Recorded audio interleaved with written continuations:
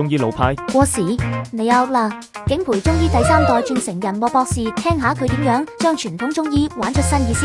莫博士，點解你會創辦香港骨傷及脊椎專科診所？想達成咩目標啊？太多關節痛同埋脊骨嘅問題，咁所以我想利用中醫同埋一啲現代嘅方法，令到大家知道，即係中醫唔係老派，係既實用又有效嘅。請問診所嘅理念係咩？同其他中醫診所有咩唔同？我哋嘅理念咧就係將中醫同埋現代嘅醫療相結合，提供一啲針對性現代化嘅治療。咁亦都診所嘅設計咧，亦都會係一個好現代啦，令到病人咧覺得有一個家嘅舒適啦，同埋一個好親切嘅感覺。從創辦診所到全港有18間連鎖，有冇遇到咩困難啊？我創辦診所最大嘅困難咧，就係點樣可以打破過往人哋對中醫老派嘅印象。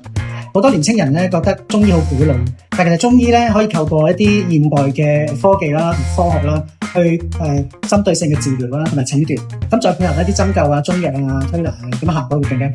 你作為景培中醫嘅第3代傳人，有咩感受？咁中醫最大嘅特點係承傳啦。